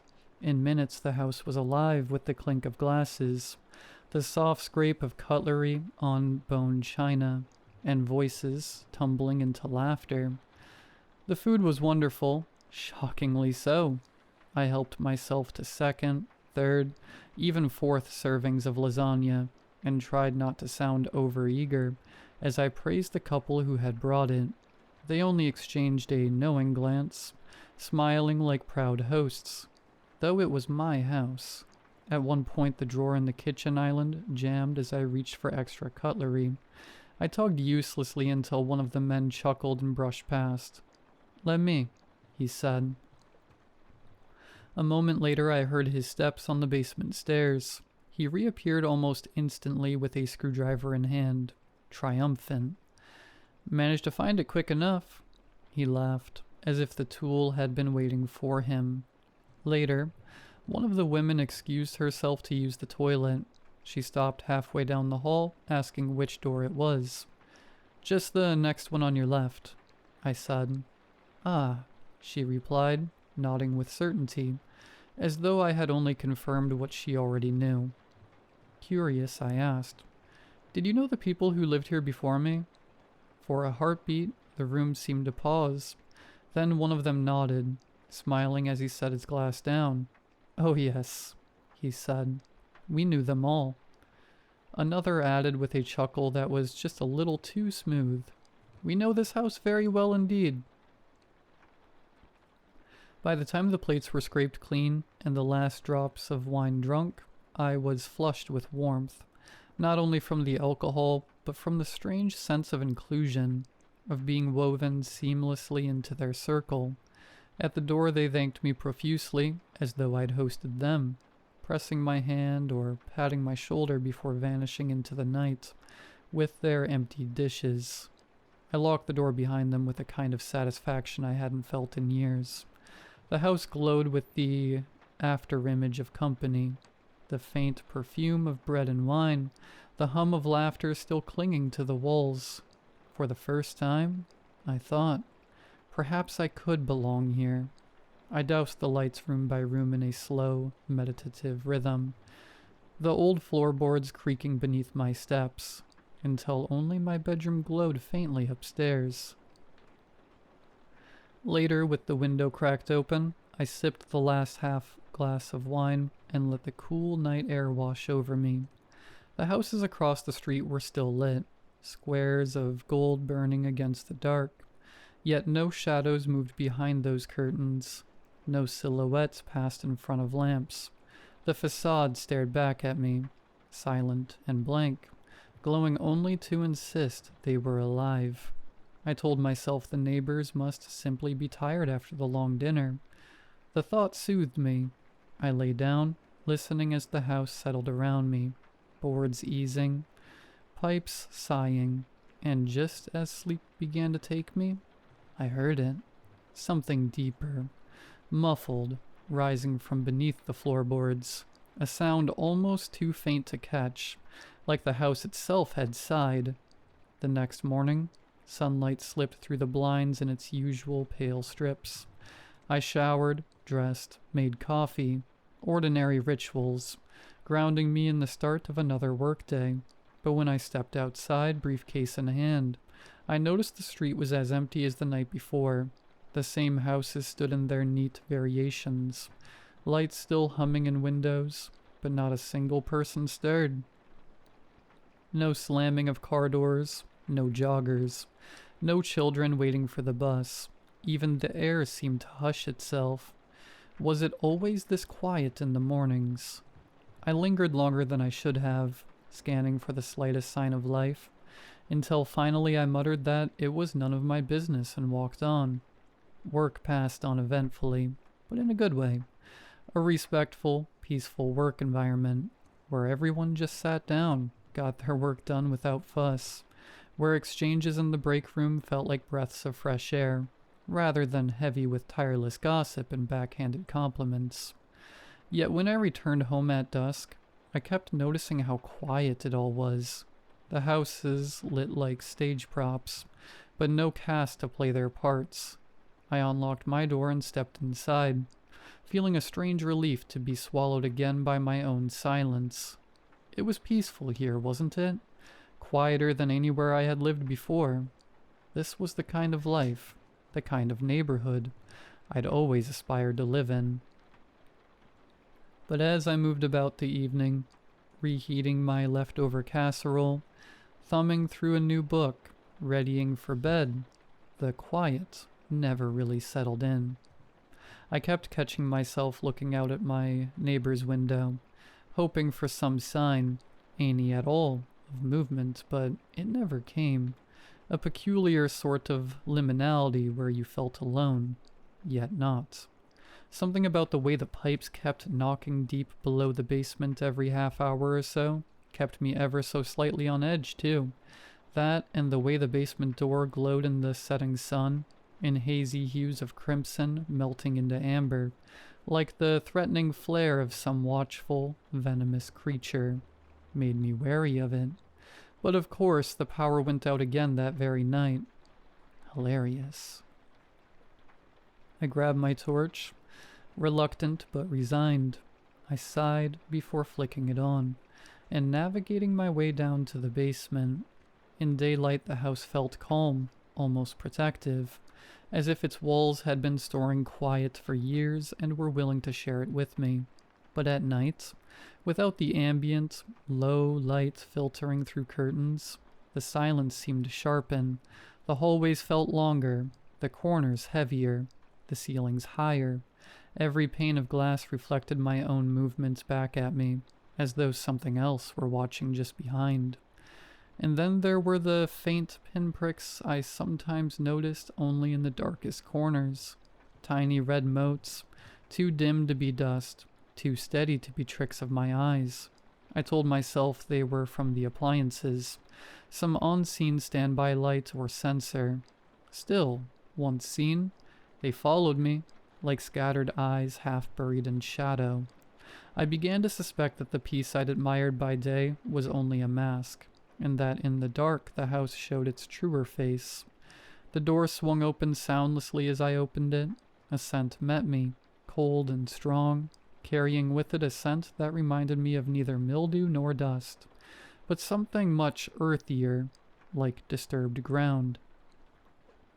I descended, noticing the way the light of my torch seemed to shiver without command. Pipes and boxes, stacked furniture, the expected clutter of an old basement greeted me.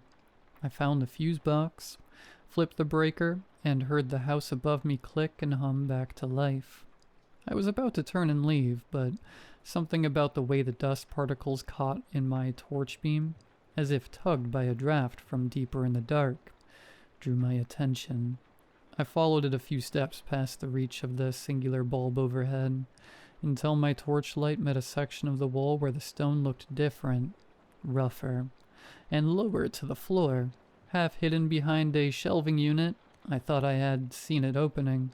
Narrow, almost nothing, just enough to let that strange air breathe through. I stood there longer than I should have, staring, listening.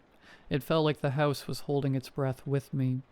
I crouched, bringing my face closer to the gap, and pointing my torch into the crack. The draft slid cool across my face, carrying with it that same raw scent of turned earth. The space beyond was narrow, irregular, not a tunnel so much as a crack in the stone, but deep enough that I couldn't really see where it ended. I leaned in, squinting, waiting for the beam to catch on something solid. For a few seconds there was nothing, only shadow piled on shadow, my own breath shallow in the confined space. I sighed, making a note to myself to find a way to seal it off when I had the time. But just as I began to withdraw my head, I thought I saw it, the faintest glimmer, 2 points suspended in the black, catching the light for a heartbeat before sinking back again. Not bright, nor obvious, but enough to give the unmistakable impression of something looking back. I froze. I looked again. A pair of eyes, yearning, patient, like a child waiting for a piece of candy.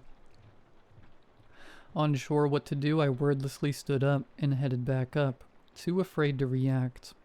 I slammed the basement door behind me and stood there in the hall, chest heaving, the silence of the house pressing close around me. Upstairs the lights glowed steadily again, calm and ordinary, as though nothing had happened at all. Sleep never came. I lay awake in the upstairs bedroom, staring at the ceiling while the clock ticked steadily on the dresser. Every creak of the settling house, every whisper of wind at the shutters set my nerves on edge. When at last the windows began to gray with dawn, it felt less like the start of a new day and more like a reprieve, thin, temporary.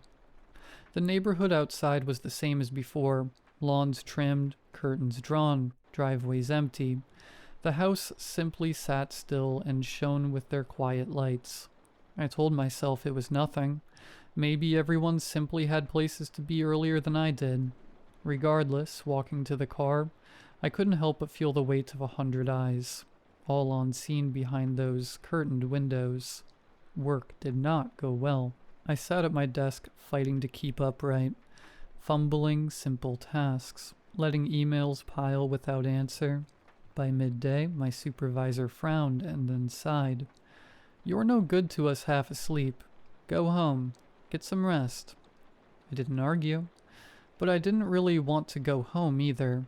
I tried going to a nearby cafe, 2 blocks over from my office. It was there that my mind finally got some reprieve. the chatter of strangers, the soft hiss of the espresso machine, the familiar clink of porcelain. All of it wrapped me in a comfort I hadn't realized I needed. I ordered another coffee, then another, trying to stretch the afternoon out as long as possible. I watched the rain beat against the window, people passing by with their umbrellas, anything to keep my thoughts away from the crack in my basement. But exhaustion is a patient hunter. By the third refill, my hands shook with fatigue, and my vision blurred at the edges. I realized, miserably, that I couldn't outrun sleep forever. When I finally pushed myself up from the table and stepped back into the damp air, the only place left to go was home. Back in the house, I lay on my sofa, restlessly. The basement kept creeping its way back into my mind. What had I really seen? Surely nothing. Just a trick of the light. Nerves wound tightly by the outage. And yet... I sighed, getting up and walking towards the basement door again. I paced back and forth a few times, before finally committing. Hesitantly, I turned the knob and descended once more. The air was cool, still. The shelves stood steadily, undisturbed. I crouched at the same place, torch in hand, and found the gap utterly ordinary. A thin seam in the stone, no deeper than a foot. Nothing stirred. Nothing stared back. I let out a breath I hadn't realized I was holding. Everything was normal again. Perfectly, disappointingly normal. Just as I had hoped. That evening, as I was finally getting comfortable again, there was a knock at the door. The same group as before stood on the porch. The women with their practiced smiles, the men carrying covered dishes. I let them in, though something about their presence felt different this time, as if a thread had pulled taut. They settled in the living room again, chatting lightly. Their voices hushed, careful. The food was good, better than I'd expected, but the atmosphere clung close, like damp air. Between mouthfuls, I found myself blurting, "So, what do you all do? For work, I mean. I've noticed the mornings are always quiet." The question landed heavier than I intended. For a beat too long, no one answered. Then one of the men chuckled, though it sounded forced. "We keep busy," he said. Another nodded quickly, adding, "Odd schedules. You know how it is." They moved the conversation along before I could press further. Soon after, they excused themselves, leaving behind the remains of the meal and a faint unease that lingered long after the door shut. I walked them to the porch, waved as they split off toward their homes, then on impulse, hurried to the window. From behind the curtain, I watched one of the couples, a man in his heavy coat, a woman clutching his arm. They walked without a word, their steps almost too even, too measured. At their door, they didn't glance around, didn't fumble with keys, just slipped inside as if the house had opened up to them. I waited, watching the windows for some sign of light or movement. None came. Instead, through a narrow pane near the ground, I saw them descend the stairs. A door opened. A dim glow flickered once, and then they were gone, swallowed by their basement. They never came back up. Sleep became a strained effort from that night onwards. I kept getting this urge to sit up and peek out at my neighbors' homes. Even when I did commit to sleep, I would constantly startle awake to some faint creaking and rumbling deep in the bowels of the house. And though I told myself it was the house settling, the sound had a way of crawling into my chest and sitting there. Every morning, I was gray with exhaustion, my usual coffee just barely keeping me awake. Work suffered. Several times I nearly nodded off at my desk. Once during a meeting, my supervisor suggested I take some time off, just a week to clear your head. I agreed, though I knew no week would be enough. At home, I found myself glued to the windows. I watched the houses like a man waiting for a signal, desperate for proof of life. The lights came on at dusk, glowed steadily until dawn, but not once did I see a curtain twitch or a door open. No one came out for work, no deliveries were ever made, no children played in the yards. Nothing. It was as if the whole street were a set piece, staged for my benefit, while the real activity lay hidden somewhere. Perhaps underground. At night, the noises grew bolder. Low thuds, faint clatters. Sometimes even the impression of a voice carried through the vents. Each time I would sit up in bed, heart hammering, staring toward the basement door at the end of the hall. I wanted to go down, to fling it open and see once and for all what waited there, but the thought of facing it froze me in place. Instead, I lay awake until dawn, watching the ceiling, counting every sound, knowing I wouldn't sleep, knowing I couldn't. The days began to blur together. I told myself I was only taking time off to rest, but I hardly left the house. Curtains drawn, lights dimmed. I kept my silent vigil. The neighbors' windows stared back at me like blind eyes, never once blinking. I tried to reason it out. Maybe everyone here worked nights. Maybe it was some kind of community agreement. Quiet mornings, quiet evenings. Nobody making a fuss. But even in saying it, I could hear the falseness. I knew what I had seen, or rather, what I hadn't. I knew the sounds beneath my house weren't just figments of my imagination. It was in the stillness of one early afternoon that something inside me finally cracked. I had pulled the curtains tight against the light, and in the dimness I noticed it again, that faint, glowing seven-pointed star from the light of the upper window. I'd always thought it charming. Once. Now, it looked like an eye, sharp-edged and cruel, glaring down into the room, glaring at me. The living room, too, felt different, the way the crooked walls leaned in on me, threateningly, conspiring to press the room shut. The ceiling beams that once caught light like beads on a string pressed down heavily, the joints knotting together in sharp, unnatural angles. Less a pattern, but a snare, a geometry that tried to bind me inside it, closing tighter the longer I stared. And then I saw them again in the dimness, the red specks, tiny pinpricks, barely visible in the darkened corners. One above the archway, another tucked near the ceiling vent, another staring from the hallway like a burning insect. I held my breath. Suddenly, certain I was not alone, I rose, slow as if my movements were being watched, and turned toward the nearest light. It was no trick of exhaustion this time. Leaning closer, I saw, nestled in the tangle of a small potted plant, the faint glassy bulge of a lens. I knew it then. I was being watched. They were watching me. The thought struck so sudden I was already moving, stumbling out the door and across the street. My heart thudded like it would split my ribs. I half expected a curtain to twitch, a shout to stop me, but nothing stirred. The crooked, shuttered house loomed. I set my hand on the knob. It turned too easily.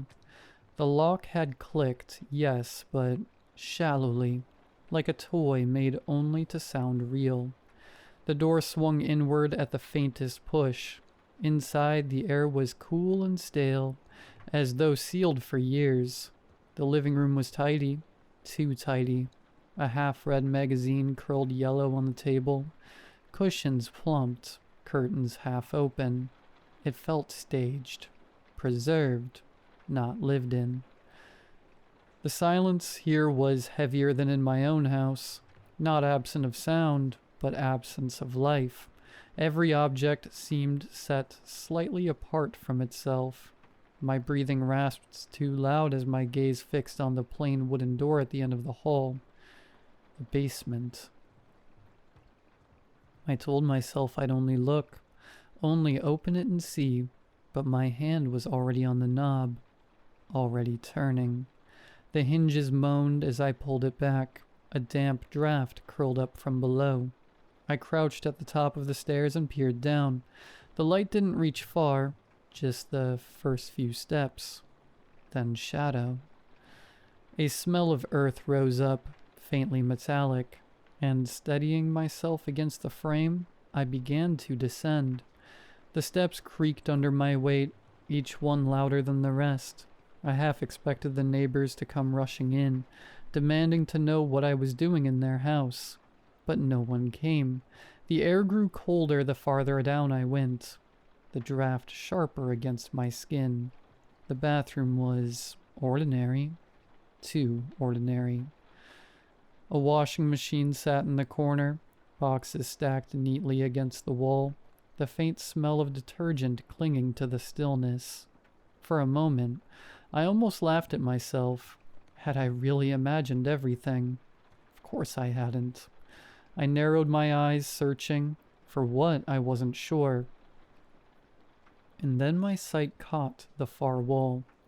It was there again, the same uneven gap I had in my own basement, the one that I had never dared to inspect too closely. A rough seam where the stone and concrete didn't quite meet, as though the house had been set atop foundations that belonged to something older, something the builders had merely covered rather than disturbed. I crouched down, pulse jittering against my throat. The gap was wider here, easily large enough to slip a hand through. A breath of cold air pulsed from within, damp and insistent, carrying with it the faintest murmur, so faint I couldn't be sure if it was a sound at all, or merely the suggestion of it, shaped by the stone. I should have turned back. Instead, I pressed my palms against the jagged edges, and the wall shifted. Not much, just enough. Plaster sloughed away in sodden flakes, and beyond it lay a blackness so absolute it seemed to drink the light from the basement. I don't know what drove me then, exhaustion, obsession, or some older compulsion seeping out through the crack. Perhaps only the need for finality, the need to force the silence to speak. Whatever it was, I pushed myself forward, scraping through until my shoulders cleared, then my hips, then the soles of my shoes, and I was inside. The air was clammy, mineral heavy, pressing against my lungs. My flashlight shivered over raw stone, catching on lines that didn't look accidental, rather smooth as if worn down by endless repetition. This was a passage. A tunnel sloped downward at once, a crude incline spiraling into earth. My shoes scraped loose gravel that hissed downslope ahead of me. I hesitated, but the silence behind me felt heavier than what waited below. So I descended.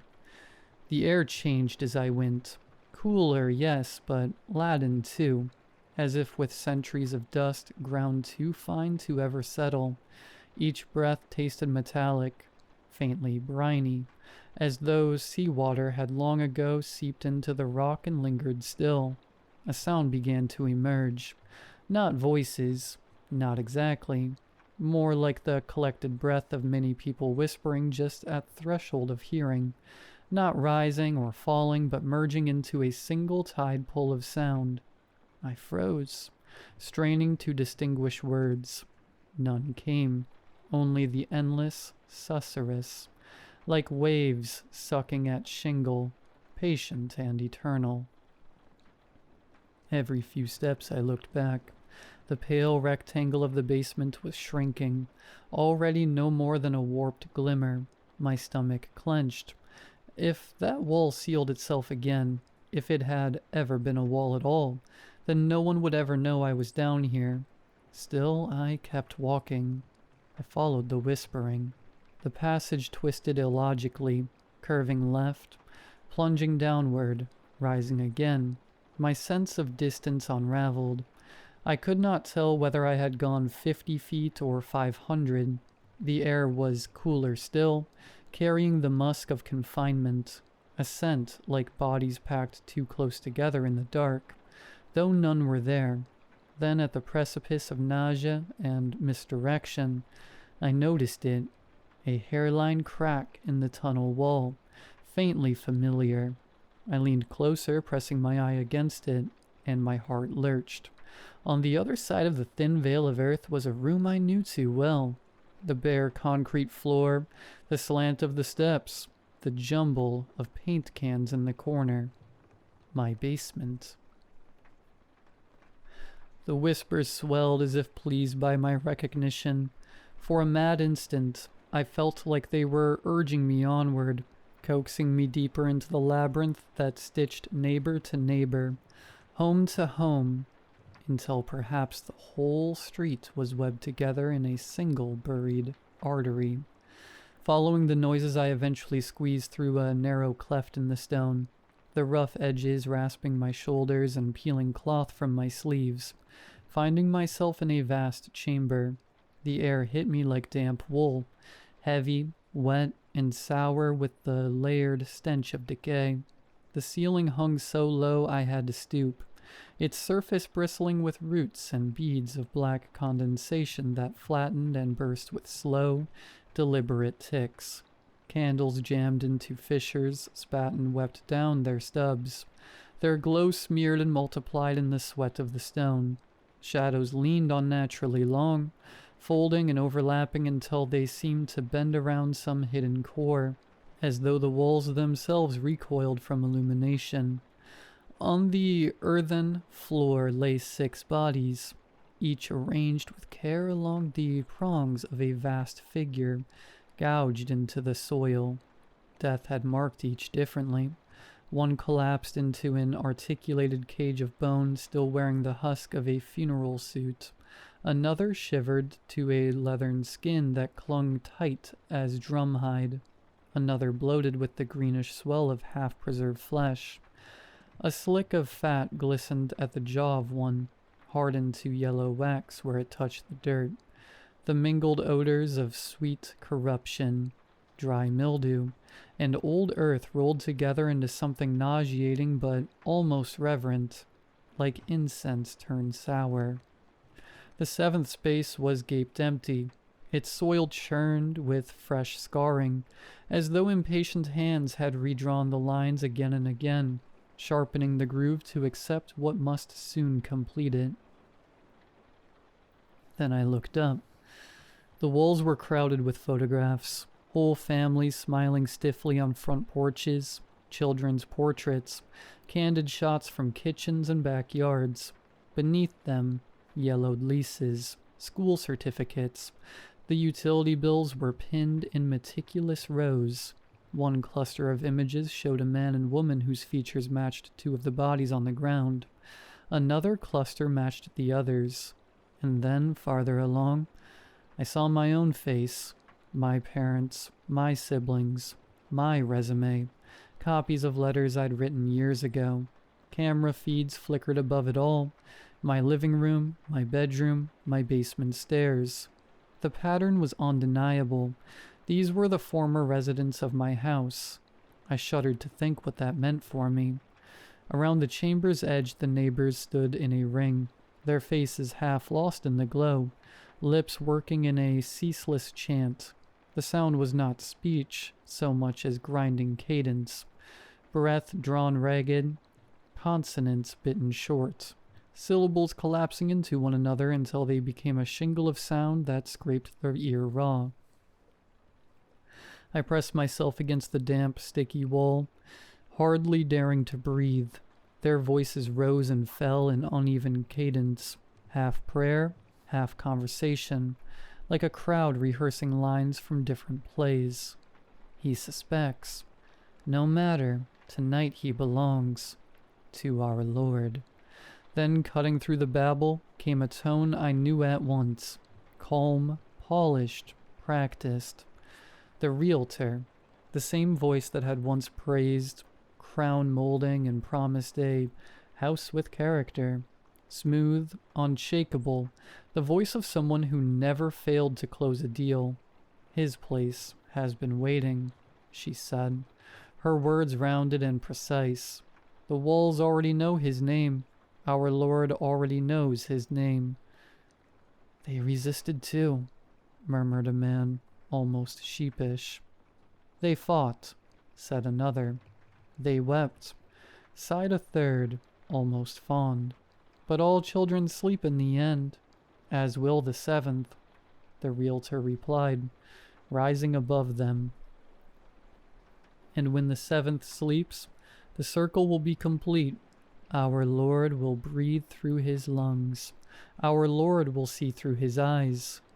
A low murmur rippled through the circle, threads of hunger, relief, longing tangled together. He is close. He is ready. He will open the way. Silence fell, sudden and crushing, as though the air itself had been sucked from the chamber. Only the faint hiss of a candle remained. My hand slipped against a loose stone. It clattered to the floor, small, ordinary, but in that silence I exploded like a gunshot. The murmurs died. No one moved. Did you hear that? A voice whispered. The silence deepened, shivering, brittle. Then all at once every head in the circle turned, not one after another, all together, too fast, too clean, like marionettes jerked on the same string. Dozens of blank eyes, glinting in candlelight, fixed on the dark where I crouched. For a heartbeat, the whole room held its breath. Then the realtor's voice, soft as velvet, closing like a coffin lid.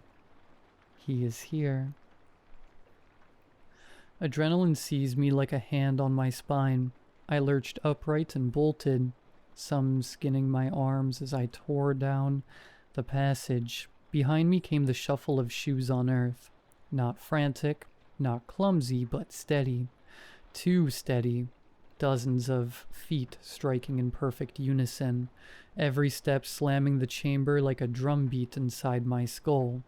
Then the voices followed, slipping between the rhythm of their march like oil through cloth.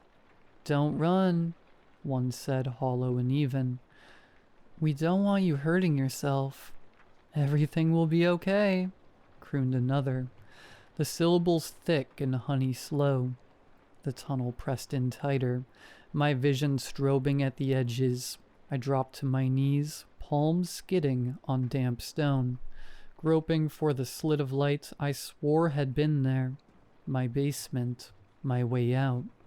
Behind me the footsteps never faltered, filling the space, filling me.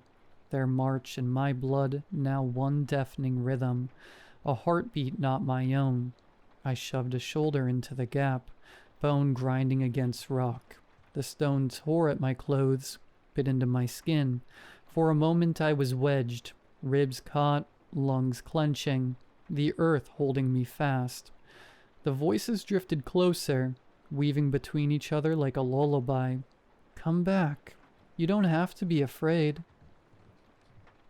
I clawed forward, skin peeling, breath shredding in my throat. My hips caught next, and I had to twist, spine screaming, until the stone finally released me with a soundless escape. I spilled through at last, sprawling across the cold slab of my basement floor. The sting of torn flesh sharpened the air. Behind me the voices did not raise or falter. They seeped through the crack as though the wall itself were speaking, steady as a prayer. I stumbled up from the basement, clawing for balance, crashing through the kitchen and down the hall. Every breath was a rasp, every step dragging a streak of grit and blood across the floorboards. The door loomed before me, simple, familiar, absurd in its ordinariness. The frosted glass glowed faintly, a pale imitation of daylight, safety, escape, life. I seized the knob with both hands, slick with sweat and blood. It turned, yes, it turned like it always had, but when I pulled, the house answered. Clack.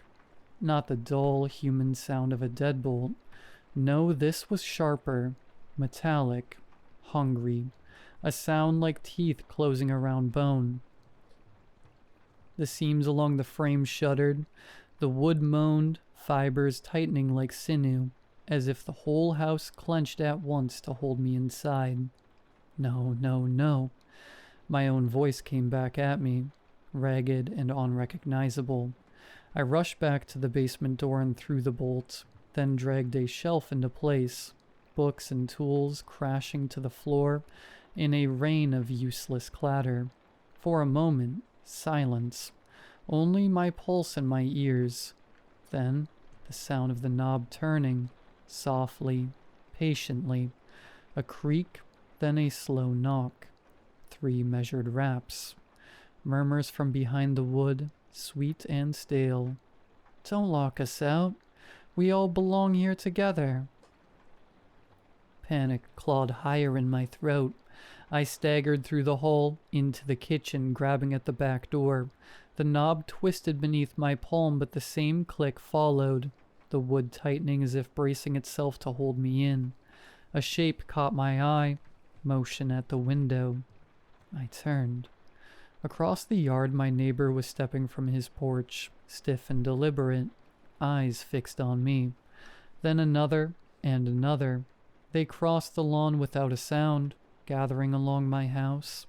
They pressed themselves to the windows, every one of them, palms spread flat, faces leaned close, cheek to pane.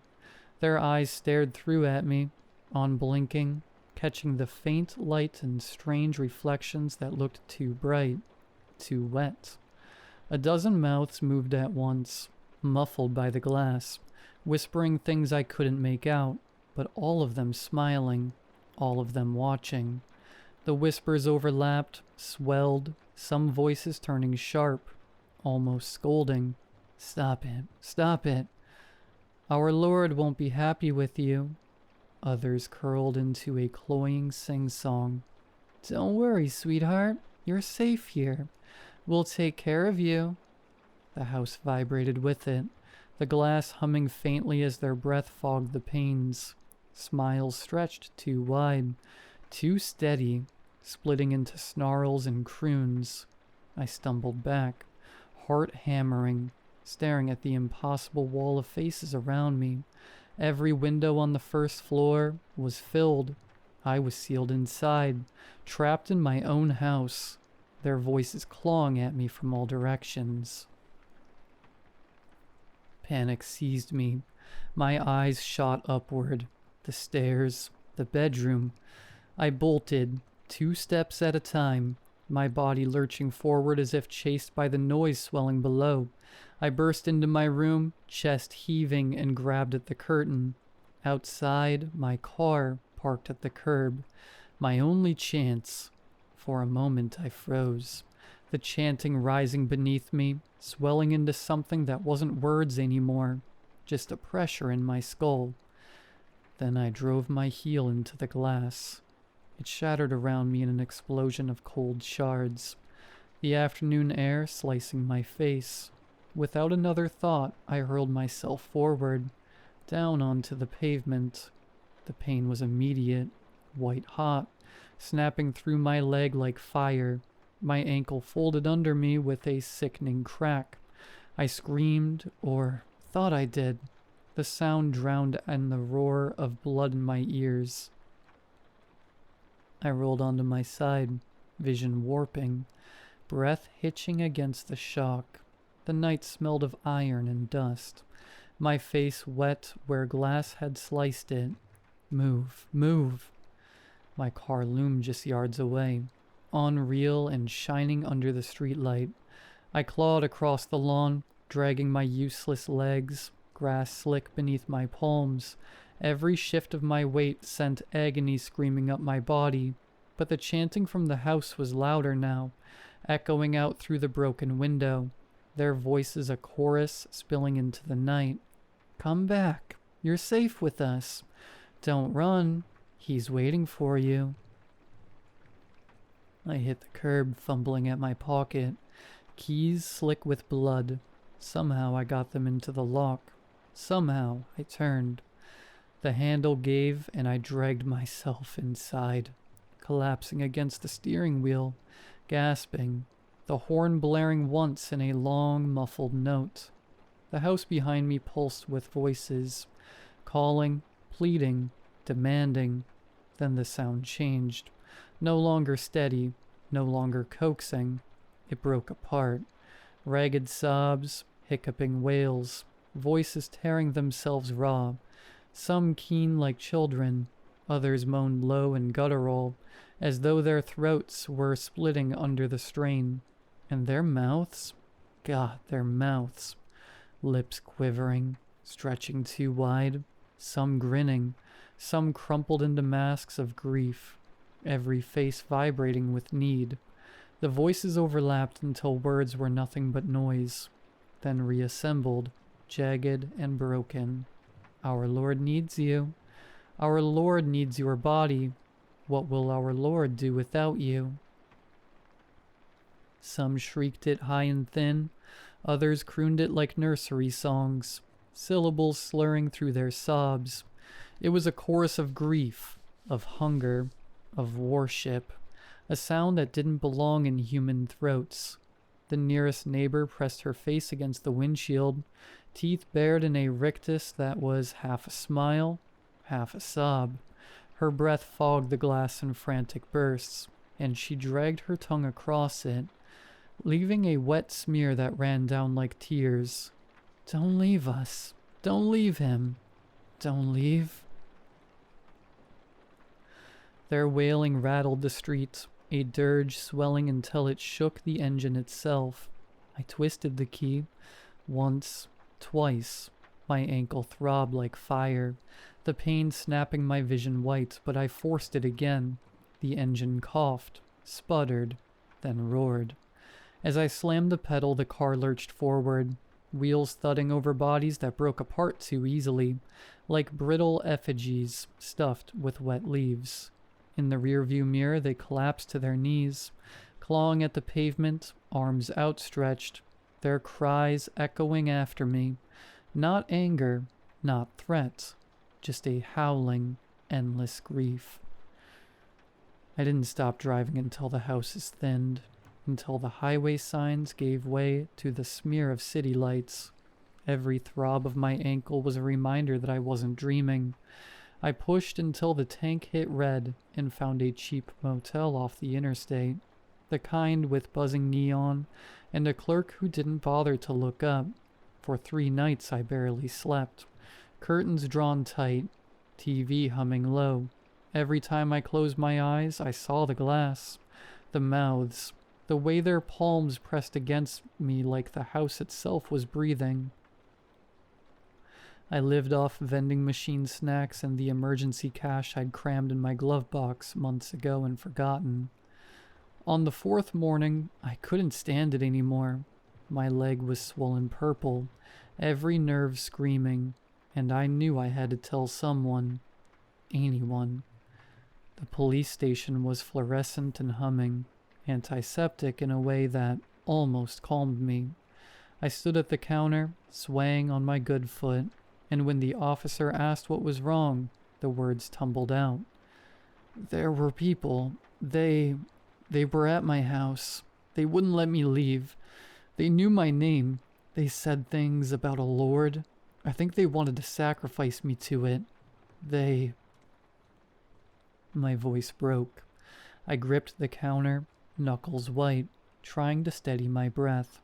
The officer gave me that look, the careful, measured one they must practice for drunks and lunatics.